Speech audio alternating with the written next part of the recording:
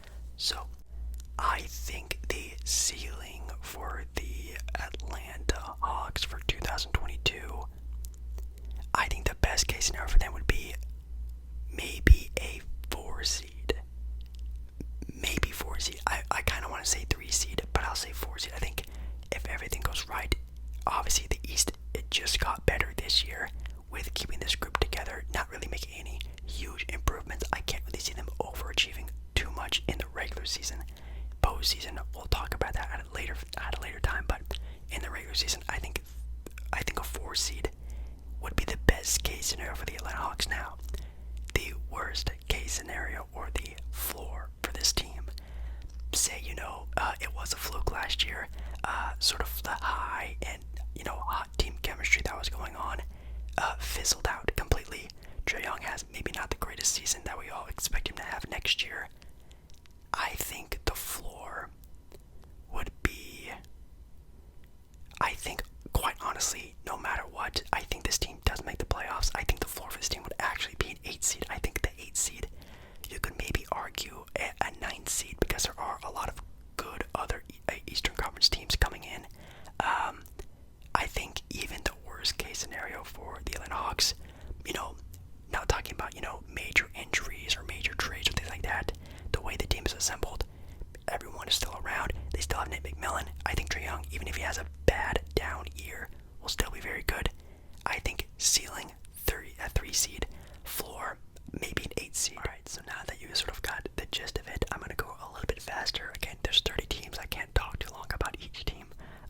But next we have the Boston Celtics. And again, having a very down year, complete opposite of the Atlanta Hawks. A lot of injuries, a lot of things that just weren't meshing very well with the team. They do, as of right now, don't even have a starting point guard, so it's kind of hard to really guess where this team is going to be. They do have Jalen Brown, but coming off an injury, I'm sure he's going to be fine. Jason Tatum, who played very well in the Olympics, I think he was the second or third leading scorer on that team, which is really great. Good experience for a great young player. He's going to come into this next season, I think, having a great year. And I think having just better togetherness on the team, especially bringing about a great veteran locker room voice, and Al Horford is going to be amazing as well. I think the ceiling for this team would be the 4 seed. I think if they can get home court advantage this upcoming year, would be absolutely amazing for this team. Again, I don't know starting point guard, new head coach, but I do think having even more an experienced Jason Tatum, hopefully a fully healthy, Jalen Brown year, if everything goes perfectly fine, I think the ceiling for this team would be a 4 seed. Again, the East is very stacked this upcoming year. Now, the floor for this team, I think, quite honestly, I think a play-in team like they were last year makes a lot of sense. I'm going to say a 9 seed. I think if somehow whoever they get at point guard this year just craps the bed, makes it even worse for them without having Kemba Walker, I think Al Horford could have a very down year, obviously being a very old guy, and still not having a big on the roster is just absolutely mind-blowing. They have a new head coach. A lot of things could go wrong, and if they do go very wrong, I think a 9 seed is not that big of a surprise for the floor for this team. Now, I think up next are the Brooklyn Nets. Brooklyn Nets, very fast and easy. Brooklyn, the ceiling is the 1 seed. Absolutely easy. I think even where they are standing right now, even if it wasn't the best sort of season for the Brooklyn Nets, they are the 1 seed. So I think it's pretty obvious that the ceiling for them is the 1 seed. But the floor for this team, I think, no matter what, even if KD, Kyrie, Harden sit out multiple games next year, I think the worst case scenario for this team is a 4 seed no matter what. I think it's pretty set in stone. This team is at least getting home court advantage, even if, like I said, they're big 3 seed multiple games, which they are going to do because they are, chasing titles. That's the way they're going to do it next. We have the Charlotte Hornets, and obviously very exciting to have LaMelo Ball with a year under his belt, coming in with still a young, exciting team, adding on Book Knight, and now recently reported Kelly Oubre Jr., which is going to be just a crazy team with LaMelo Ball and McCall Bridges and yada, Kai Jones as well. This team is going to be very exciting to watch. So when thinking about the ceiling for this team, although I just named off a bunch of really cool, great players, very athletic, they're still very young, very, raw, unpotential talent that's not been tapped into yet. So with that being said, I think the best case scenario for this team would obviously be a playoff spot. I think the best this team could do would probably be a 7 seed. I could see them sneaking in as a 7 seed at the height, at the peak, at the ceiling. I think a 7 seed. I think anything above that, you're really starting to knock off a bunch of other really great contenders in the East. I don't want to do that. So I think 7's a good ceiling for them. A floor for this team, obviously, again, with the inexperience with LaMelo Ball, maybe he has that sort of sophomore slump, which if you don't know, that's a real thing in the NBA. It's called the sophomore slump, which we've all seen great rookie of the year sort of come out and have amazing seasons. Again, I'll knock on wood for him, but maybe he goes through the sophomore slump. He doesn't have that really great breakout year that, again, we're all assuming him to have. I might have to say, I mean, maybe not even a play-in team. I might go 12 seed. Maybe you can give a lower to the 13. I won't go that low. I'll say 12 seed. I think somewhere in between there, they'll fall between a play-in team or maybe even a potential playoff team. But I think at the height, a 7 seed. At the floor would be a 12-seeded team in the East. Now onto a very exciting team, the Chicago Bulls. Obviously, the star of the offseason, I would have to say. Maybe another team, but we'll talk about them later. The Chicago Bulls, obviously adding on Lonzo Ball, DeMar DeRozan, Alex Caruso. Oh my goodness. Now, with him still having Zach LaVine and Vucevic and everyone, all their young players, people are definitely overhyping this team. No offense, I really like how this Bull team is looking, but keep in mind, this team is still very young and very unexperienced. The bench is also not the greatest and deepest, and I really just don't want to push them to sort of the championship caliber team that a lot of people are thinking to be when they probably still have another year, 2 years, 3 years to even grow to learn to become that sort of style of team. So I think the ceiling for the Chicago Bulls this year, I'm going to give them a 3 seed. I think this team is going to be really good in the regular season. They can even have the opportunity to maybe even be the 2nd seed, because again, if you think about the regular season, usually younger, hungrier teams that really want to prove something are better in the regular season. The more established championship, going for teams usually don't really care about their standings. They just want to, get into the playoffs healthy and then make their runs in the playoffs. So with that being said, I think the height of them would be a 2-3 seed, morally like a 3 seed. And the floor for this team, I'll give them like a 7 seed. I think they will make the playoffs this year no matter what. I can knock on wood. It's too talented. It's too offensive hungry. I think there's no way the offense that's on this team with Lonzo, Zach, Kobe White off the bench, Vucevic, this team's going to make the playoffs, but maybe not to where you think they're going to be. I'm definitely not putting any over expectation on them. I think somewhere in between there is a perfect spot for them. Also, I'm sorry if I get repetitive in this video because a lot of teams are kind of in the same sort of tier. So I may, repeat numbers over and over again, but again, it's like in the range, if you get what I'm saying. But next up, we have the Cleveland Cavaliers, who last year had a pretty disappointing season. I know some of them had them to be a sleeper playoff team, but definitely fell very far from that.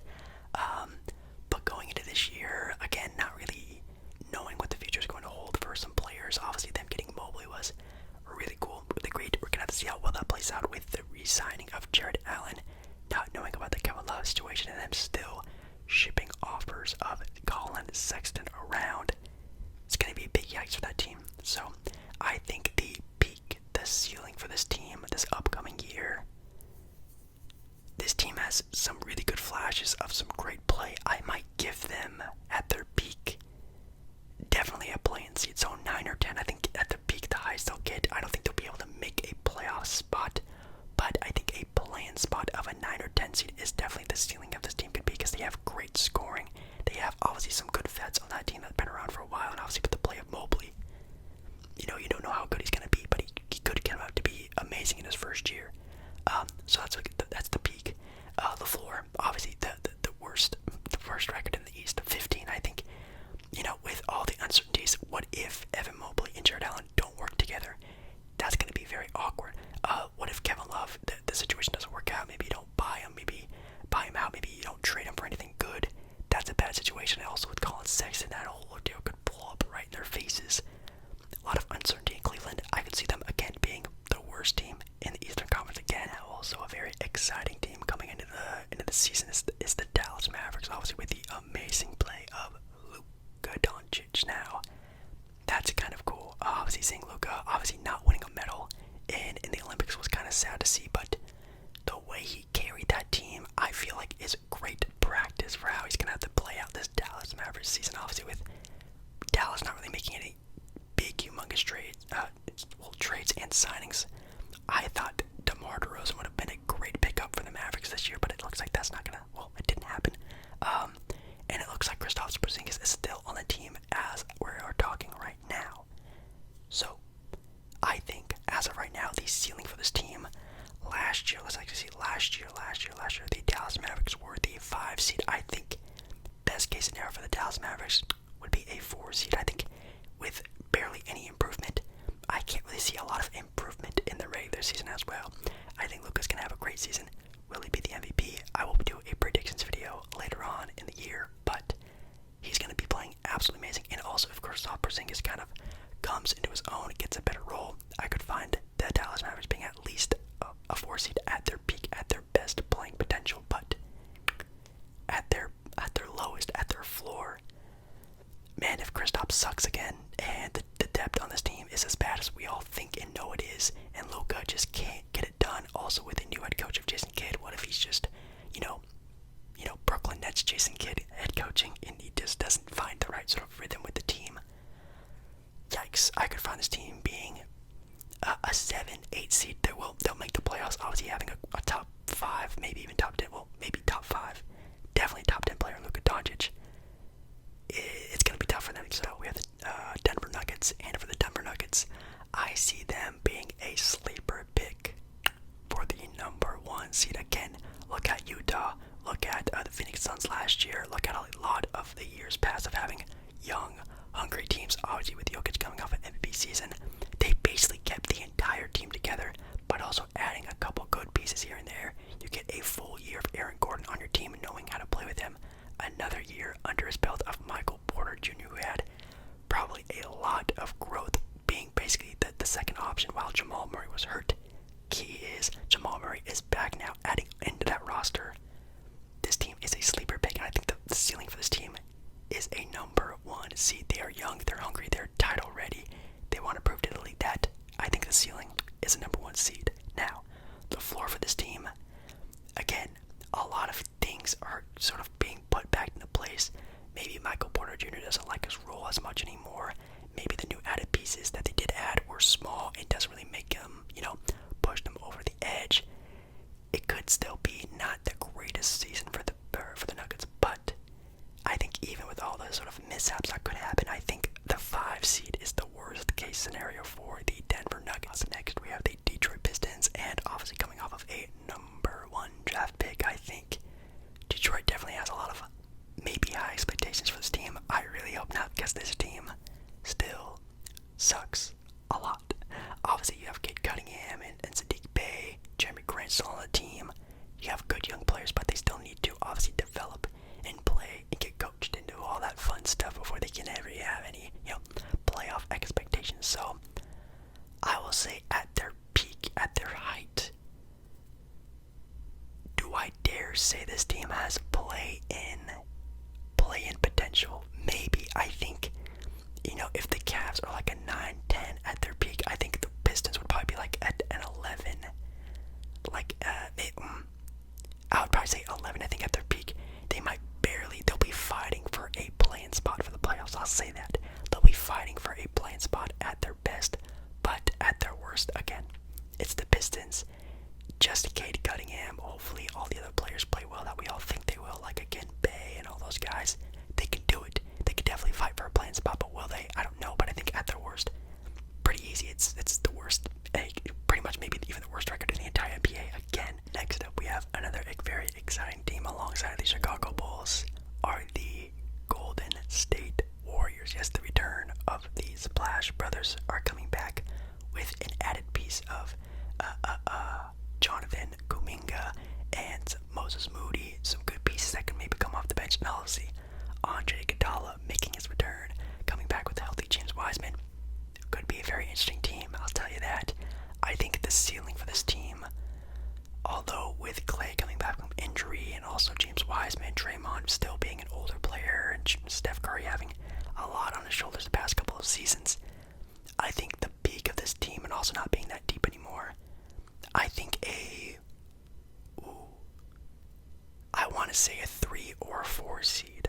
I think they are a championship hungry team. I'll probably say 4 seed. This team knows they are a title ready team. I don't think they're going to really push themselves so much in the regular season. I think they just want to be comfortably situated. I think a 4 season, even at their best, I know obviously with the talent that they have, they could be, a 1, 2, 3 seed, but I think this team is really focusing on a title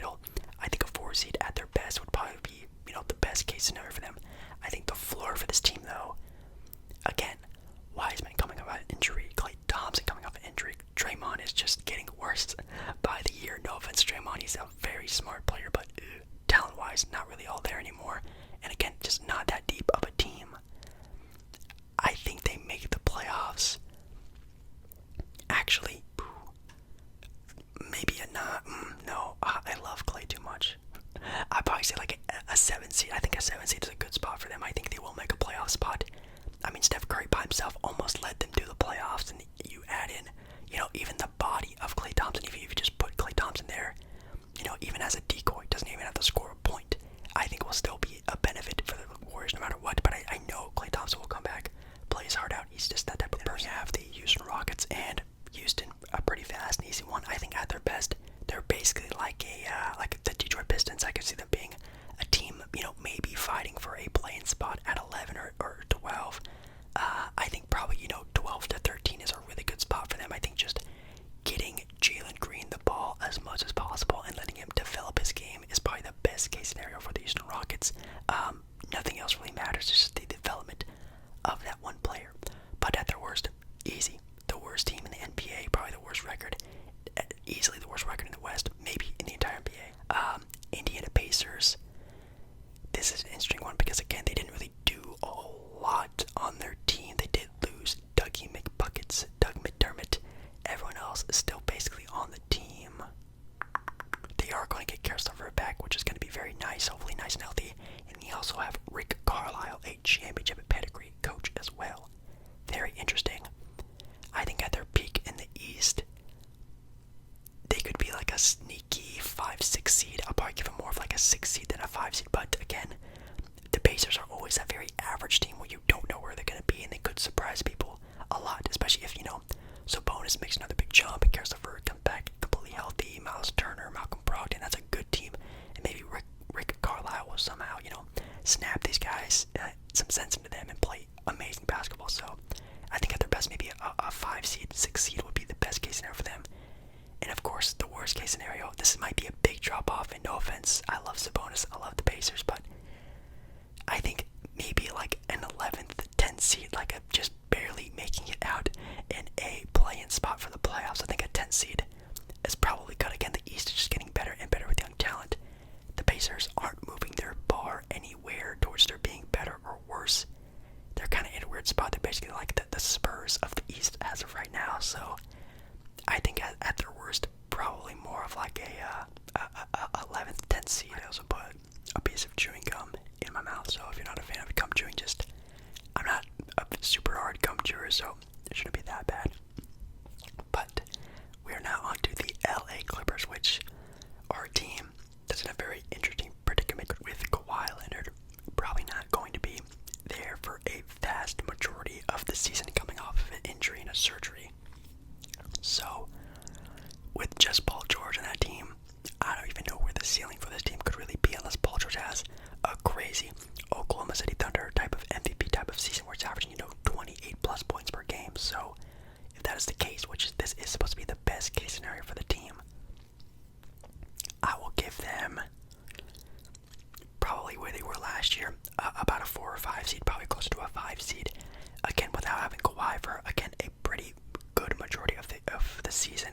Say Kawhi does come back from this injury very well, and they basically, start right back up as they were last year. It still could be a good sort of thing for the Clippers, having everyone geared up. You just plug in Kawhi Leonard for a championship title run for the playoffs. That could be a pretty good year for the Clippers. But at the worst case scenario for the Clippers, again, just having Paul George on your team and your second best player being arguably, Terrence Mann, I don't know how well that season could really go for them at their worst case scenario. So, I mean, this team could be, a play-in team at the 10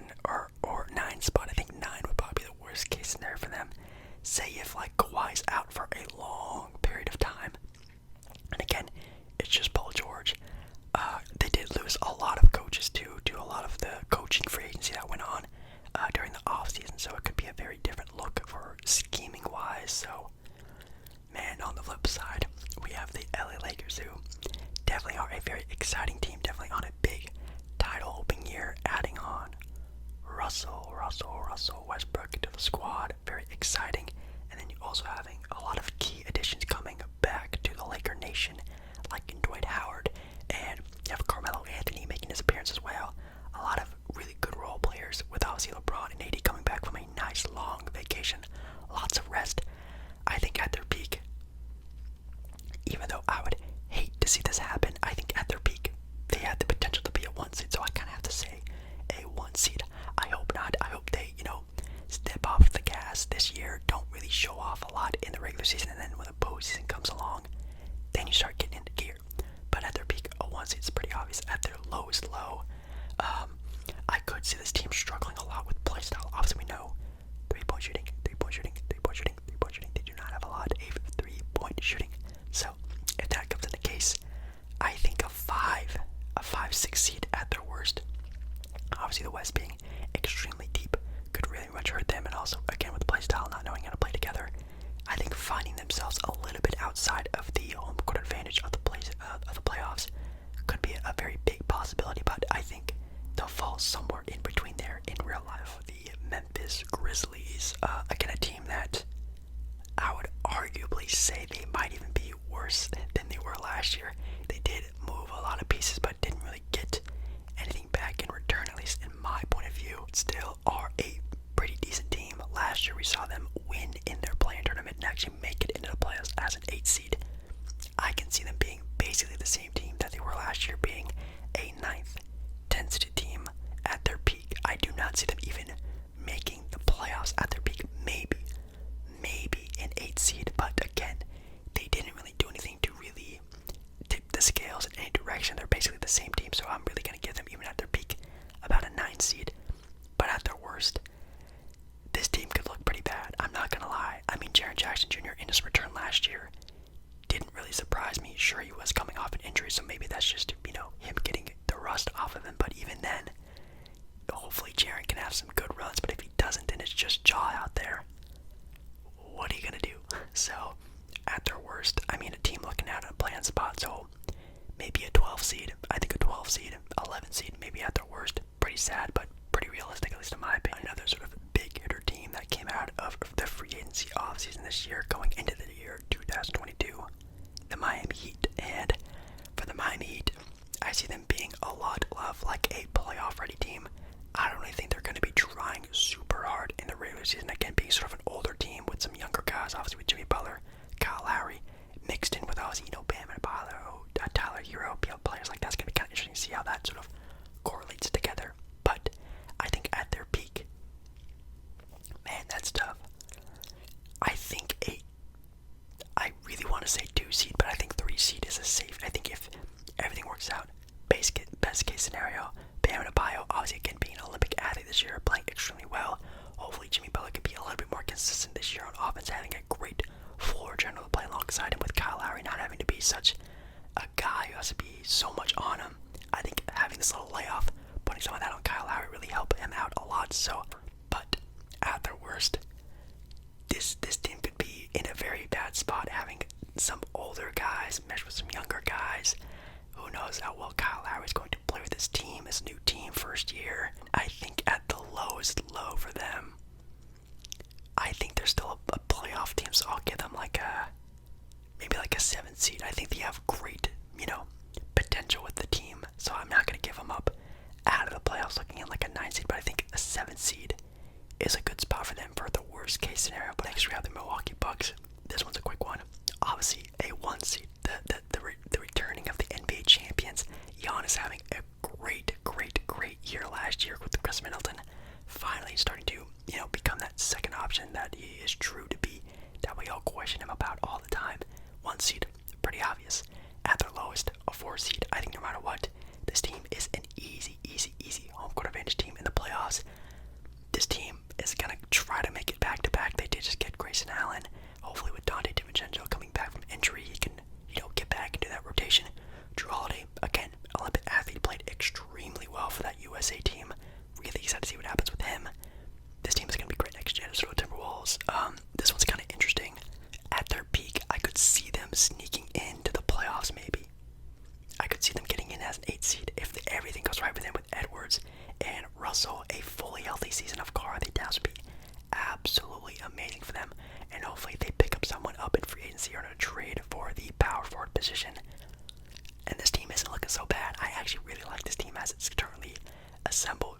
It just just needs a little extra oomph and obviously health. But at their worst, again, they could have a very crappy year. I have no idea. This team could suck and be a 14 seed for all I know, but I think at their worst, I think like an 11 seed fighting for a play-in spot, even if, again, it's a fully healthy, very bad season for them. I think a fighting role for a play-in spot is pretty realistic. On the same note, I think the Pelicans at their peak, kind of comparing them to the Timberwolves, even though they are a lot better, I think the Pelicans at their peak, probably a 7 seed. I know they lost Lonzo Ball. Who knows what's going to happen with Josh Hart, a new head coach. I think their starting point guard for this year is Devontae Graham. We hear rumors all the time of the trade of Brandon Ingram, maybe that's sort of going on in the locker room as of right now, so that team isn't looking all that great chemistry-wise, but I think at their peak, they can still make a playoff spot, so maybe 7. At their worst, though, again, like the Timberwolves, they could fall very far down the listing there, so again, I can see them being like an 11 seed, barely making it out of a playing spot, maybe even a 10 seed.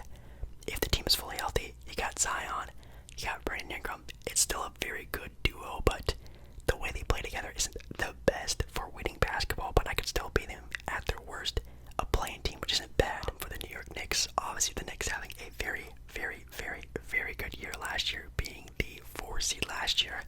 I think at their best, I think the 4 seed again is probably the highest they can get. Again, the East, very, very, very top heavy. I don't know if they get any further than that, because again, they do have some great defensive pieces still on the team, but they are losing a lot with having obviously Evan Fournier and Kemba Walker on that team now. It's going to hurt the team in defense drastically. So I think, again, not really a, moving the bar sort of moves, but still very good. I think a 4 seed at their peak is a good spot. At their worst, though, like I said, they are going to lose a lot of defense now having Fournier and Kemba Walker on the team. Hopefully it's not too bad, but we are going to see that now, obviously, with, having a guard lineup of Kemba with Rose as the back and starting point guard. Where's Emmanuel quickly going to start in that as well? Big questions. Obviously, how Randall is going to be now coming off of a very stellar year. Is he going to have a drop-off from having an all-star year? I have no idea. I guess we'll have to see, but I think even at their worst, for the worst case scenario for the Knicks, I think they are good enough to maybe guarantee a playoff spot at an 8 seed. I think the 8 seed, worst case scenario for the Knicks, I think that's a safe spot, maybe 9. I'm teeter-tottering. It's a teeter-totter of 8 or 9, but I think an 8 seed is pretty safe for them. Oklahoma City Thunder, obviously a team who had a pretty interesting draft night, drafting Josh Gibi, going to be very much a sort of a potential guy, raw sort of guy they're going to have to sort of develop over many years. Not really going to be jumping out of the gate this year. They also are, getting rid of, Kemba Walker. They got rid of Al Horford. Shea is good, but he's not going to carry a team like that. So I think even at their best, like an 11 seed, maybe, I think they could fight for a play-in spot at their best. But even then, the team is just not developed yet. But they'll get there. They have all the draft picks they need. They'll get there. And at their worst, I mean, the 15 seed, even though they have Shea, I'll say 14. I think Shea is good enough to not make them the 15 seed. But it's definitely potential to be there. And we have the Orlando Magic. For the Orlando Magic, again, a lot of other teams we talked about, like the Pistons and yada yada yada. They're going to be a team that's going to be, a 12 seed, an 11 seed, a 13, 14 seed at their peak. They're not going to be anything good. I'm hoping for a good, healthy year out of the Magic, please. Jonathan Isaac, Marco Fultz, you got Cole Anthony, you got Jalen Suggs. It's going to be really cool to see how well that team meshes together, and I really hope it does. At their peak, probably like an 11, 12 seed, but at their worst, the worst team in the entire NBA. That team is going to suck a lot. You're going to have Suggs and no one else to pass the ball to, because no one else on that team is a good scorer. They have a great defender in Jonathan Isaac. Cole Anthony might be their best perimeter scorer besides Jalen Suggs, so we're going to have to see how well that goes out. Philly is an odd, well, I can actually bundle up Philly and Phoenix Suns. These are the next 2 teams. Both of them 1-seeded teams. Both of them are going to have very high expectations, but definitely the fall of Philadelphia is going to be way more interesting, at least to see, because again,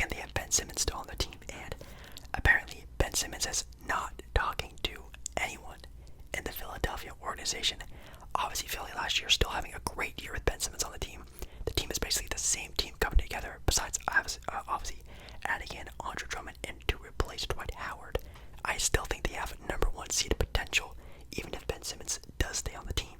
But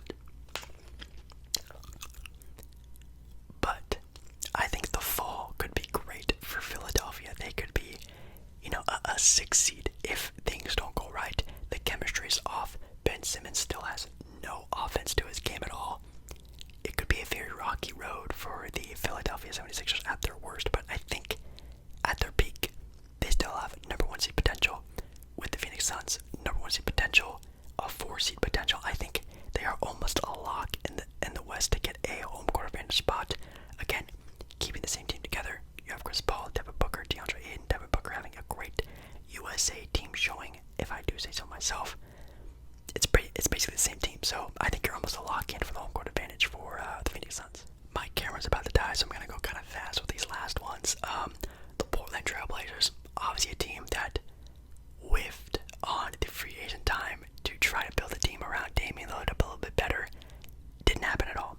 But do not be surprised if CJ McCollum does get traded this year. Obviously, with Norman Powell re-signing for a 5-year deal, that's almost like a guarantee that CJ is getting traded this year. So watch out for that. But I think at their peak, as the team is assembled right now, I'll say like a 5 seed. I think Dame, if he has an MVP type of year, if CJ can finally be that great scoring, consistent guard that he can be.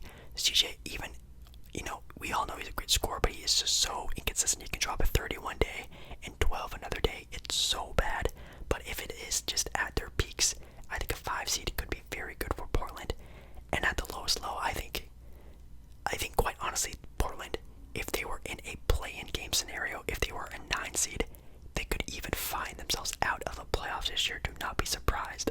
I know some low lows for Portland. Obviously, I'm watching a lot of their games. They could blow a lot of games. So I think at the lowest low, I think a 9 seed. And if that happens, bye-bye Damian Lillard, basically. You have the Sacramento Kings. I could see them being a play-in team. Again, a 10-9 seed at their peak. Nothing super crazy. I love D. Fox. I love Halliburton. I think the rookie they just drafted could be very interesting to see how that guard trio plays together. I'm excited about that. So yeah, a play-in team basically at their peak, in a low, maybe like a 13 seed, maybe not bad enough to be, the bottom feeder of the West, but still definitely nowhere great. The Spurs at their peak, 13-12, like they're gonna be really bad this year, which is great. They need to tank. They need to get some good young players on that team besides, DeJounte and all those guys. They need a go-to cornerstone, and I think this is the year they go for that number 15 spot in the West. Even at their best, I do not see them getting anywhere close to a play-in spot, but at their worst, definitely 15. Toronto is very interesting because they still have, Pascal Siakam and a lot of good role glue guys around Pascal. This team, do not be surprised, kind of like an Indiana Pacers type of vibe. They find themselves in a play-in scenario like maybe not a 9 seed, maybe a 10 seed, 11 seed fighting for a play-in spot, that's for sure. And at their lowest low, they could be a lottery team, a deep lottery team again, maybe like a 14 seed, a 13 seed. If this team could suck a lot this upcoming year, that's for sure. But I hope they do. They definitely need to add a little bit more pieces here and there. We'll have to see about that.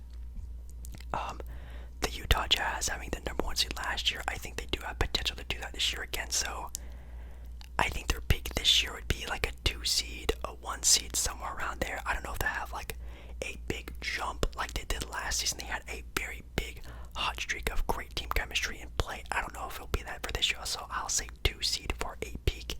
And at the lowest for them, they're a great team. They basically kept it together this entire offseason, which is great. I think they actually added a couple good pieces as well in the offseason. So I think a 6 seed, a 5 seed for Utah. They're going to be a great team next year as well. And last but not least, we have the Washington Wizards, who